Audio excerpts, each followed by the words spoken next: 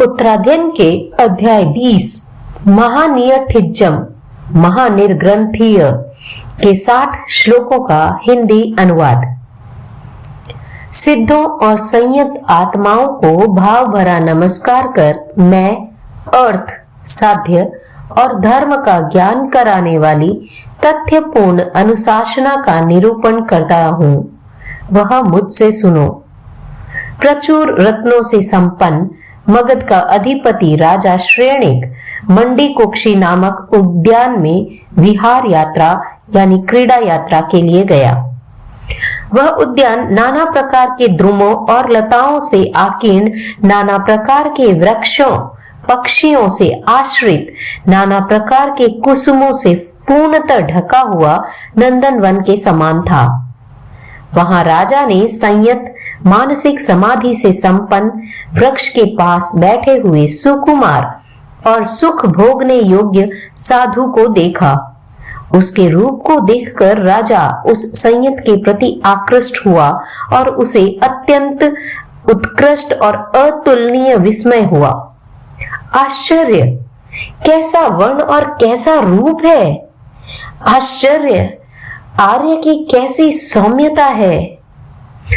आश्चर्य, कैसी क्षमा और निर्लोभता है! आश्चर्य, भोगों में कैसी अनासक्ति है! उसके चरणों में नमस्कार और प्रदक्षिणा कर न अति दूर और न अति निकट रह राजा ने हाथ जोड़कर पूछा, आर्य, अभी तुम तरुण हो, संयत, तुम भोग काल में प्रवजित हुए हो, श्रामण्य के लिए उपस्थित हुए हो, इसका क्या प्रयोजन है, मैं सुनना चाहता हूं। महाराज, मैं अनाथ हूं, मेरा कोई नाथ नहीं है, मुझ पर अनुकंपा करने वाला या मित्र कोई नहीं पा रहा हूं। यह सुनकर मगधाधिपति राजा श्रेणिक जोर से हंसा और उसने कहा, तुम ऐसे सहज सौभाग्यशाली हो, फिर कोई तुम्हारा नाथ कैसे नहीं होगा? हे भद्दंत, मैं तुम्हारा नाथ होता हूँ। संयत, मित्र और ज्ञातियों से परिवृत होकर विषयों का भोग करो, यह मनुष्य जन्म बहुत दुर्लभ है। मगधपति श्रेणिक, हे मगधपति श्रेणिक, तुम स्वयं अनाथ हो। स्वयं अनाथ होते हुए भी तुम दूसरों के नाथ कैसे होगे? श्रेणिक पहले ही विस्मयान्वित हो बना हुआ था और साधु के द्वारा तू अनाथ है ऐसा अश्रुतपूर्व वचन कहे जाने पर वह अत्यंत व्याकुल और अत्यंत आश्चर्यमग्न हो गया। मेरे पास हाथी और घोड़े हैं, नगर और अंतःपुर है, मैं मनुष्य संबंधी भोगों को भोग रहा हूँ, आज्ञा और ऐश्वर्य मेरे पास है। जिसने मुझे सब काम भोग समर्पित किए हैं, वैसी उत्कृष्ट संपदा होते हुए मैं अनाथ कैसे हूँ? भद्दंत, असत्य मत बोलो। हे पार्थिव, तू अनाथ शब्द का अर्थ और उसकी उत्पत्ति, मैंने तुझे अनाथ क्यों कहा, इसे नहीं जानता। इसलिए जैसे अनाथ या सनाथ होता है, वैसे नहीं जानता। महाराज, तू अव्याकुल चित्त से सुन। जैसे कोई पुरुष अनाथ होता है और जिस रूप में मैंने उसका प्रयोग किया है। प्राचीन नगरों में असाधारण सुंदर कौशंबी नगर, वहां मेरे पिता रहते हैं, उनके पास प्रचुर धन का संचय है। महाराज, प्रथम वय यौवन में मेरी आंखों में असाधारण वेदना उत्पन्न हुई। पार्थिव, मेरा समूचा शरीर पीड़ा देने वाली जलन से जल उठा। जैसे कुपित बना हुआ शत्रु शरीर के छेदों में अत्यंत तीखे शस्त्रों को घुसेड़ता है, उसी प्रकार मेरी आंखों में वेदना हो रही थी। मेरे कटी, अंतश्चेतना और मस्तिष्क में परम दारुण वेदना हो रही थी, जैसे इंद्र का वज्र लगने से घोर वेदना होती है। विद्या और मंत्र के द्वारा चिकित्सा करने वाले मंत्र और औषधियों के विशारद अद्वितीय शास्त्र कुशल प्राणाचार्य मेरी चिकित्सा करने के लिए उपस्थित हुए। उन्होंने गुरु परंपरा से प्राप्त आयुर्विद्या के आधार पर मेरी चतुष्पाद चिकित्सा की, किंतु वे मुझे दुख से मुक्त नहीं कर सके। यह मेरी अनाथता है। मेरे पिता ने मेरे लिए उन प्राणाचार्यों को बहुमूल्य वस्तुएं दी, किंतु वे पिता मुझे दुख से मुक्त नहीं कर सके। यह मेरी अनाथता है। महाराज, मेरी माता पुत्र शोक के दुख से पीड़ित होती हुई भी मुझे दुख से मुक्त नहीं कर सकी। यह मेरी अनाथता है। महाराज, मेरे बड़े छोटे सगे भाई भी मुझे दुख से मुक्त नहीं कर सके। यह मेरी अनाथता है। महाराज, मेरी छोटी बड़ी सगी बहनें भी मुझे दुख से मुक्त नहीं कर सकी। यह मेरी अनाथता है। महाराज, मुझ में अनुरक्त और पतिव्रता मेरी पत्नी आंसू भरे नयनों से मेरी छाती को भिगोती रही। वह बाला मेरे प्रत्यक्ष और परोक्ष में अन्न, पान, स्नान, गंध, माल्य और विलेपन का भोग नहीं कर रही थी। महाराज, वह क्षण भर के लिए भी मुझसे दूर नहीं हो रही थी, किंतु वह मुझे दुख से मुक्त नहीं कर सकी। यह मेरी अनाथता है। तब मैंने इस प्रकार कहा, इस अनंत संसार में बार बार दुस्सह वेदना का अनुभव करना होता है। इस विपुल वेदना से यदि मैं एक बार ही मुक्त हो जाऊं तो क्षांत, दांत और निरांभ होकर अनागार वृत्ति को स्वीकार कर लूंगा।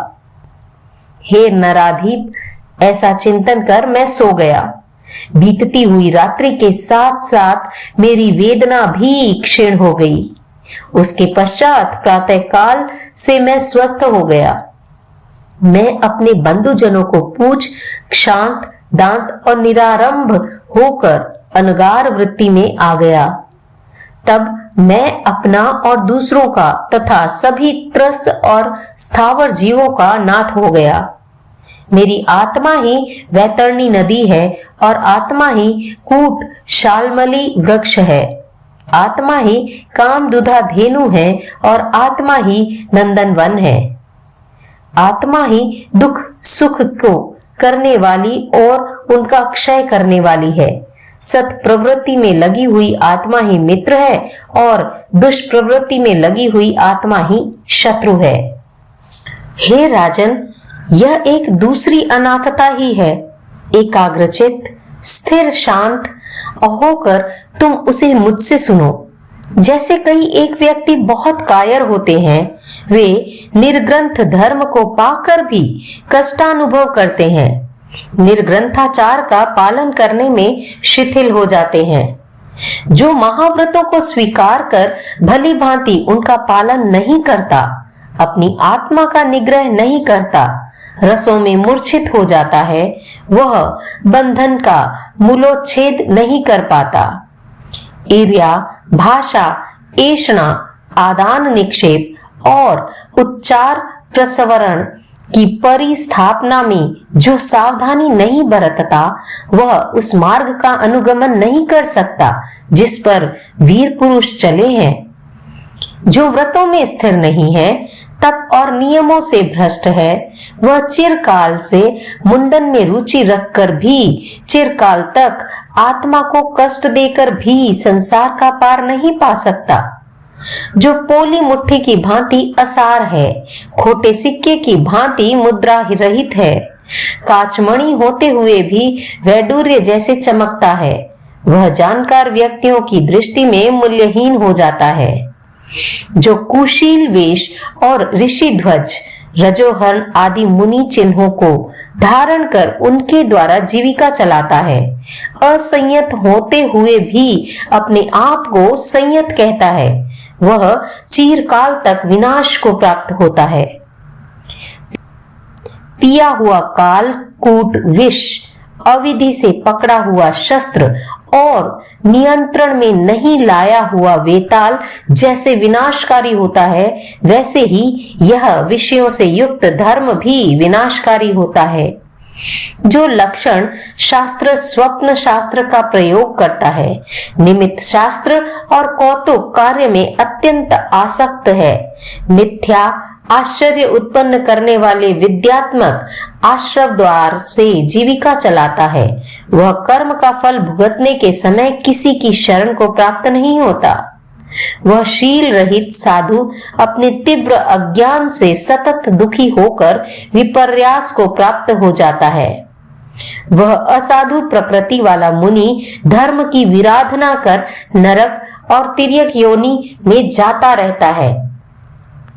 जो औदेशिक कृतकृत नित्याग्र और कुछ भी अनेषणीय को नहीं छोड़ता, वह अग्नि की तरह सर्वभक्षी होकर पाप कर्म का अर्जन करता है और यहाँ से मरकर दुर्गति में जाता है। अपनी दुष्प्रवृत्ति जो अनर्थ उत्पन्न करती है, वह अनर्थ गला काटने वाला शत्रु भी नहीं करता। वह दुष्प्रवृत्ति करने वाला दया विहीन मनुष्य मृत्यु के मुख में पहुंचने के समय पश्चाताप के साथ इस तथ्य को जान पाएगा, जो अंतिम समय की आराधना में भी विपरीत बुद्धि रखता है, दुष्प्रवृत्ति को सत्प्रवृत्ति मानता है, उसकी संयम रुचि भी निरर्थक है। उसके लिए यह लोक भी नहीं है, परलोक भी नहीं है। वह दोनों लोकों से भ्रष्ट होकर दोनों लोकों के प्रयोजन की पूर्ति न कर सकने के कारण चिंता से छीज जाता है।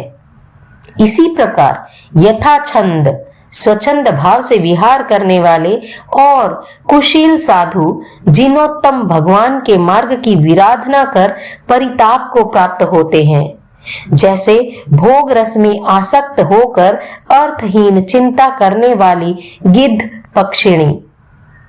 मेधावी पुरुष इस सुभाषित ज्ञान गुण से युक्त अनुशासन को सुनकर कुशील व्यक्तियों के सारे मार्ग को छोड़कर महानिर्ग्रंथ के मार्ग से चले। फिर चरित्र के आचरण और ज्ञान आदि गुणों से संपन्न निर्ग्रंथ अनुत्तर संयम का पालन कर कर्मों का क्षय कर निराश्रव होता है और वह विपुलोत्तम शाश्वत मोक्ष में चला जाता है।